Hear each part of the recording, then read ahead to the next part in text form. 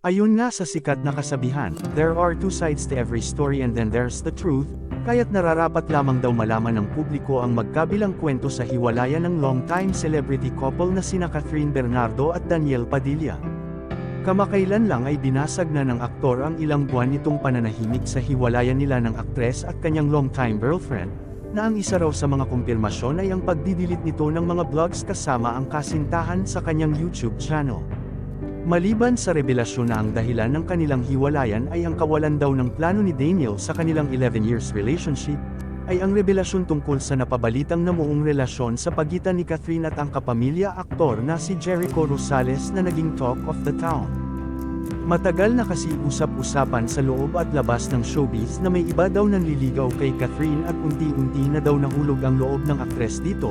kasabay naman ng pagputok ng balita na si Jericho Rosales daw umano ang sinasabing nalilink sa aktres, dahil dito nagkaroon daw si Daniel ng rason para tuluyan tapusin ang kanilang relasyon. Kung may katotohanan man ang namuong relasyon sa pagitan nila Catherine at Jericho,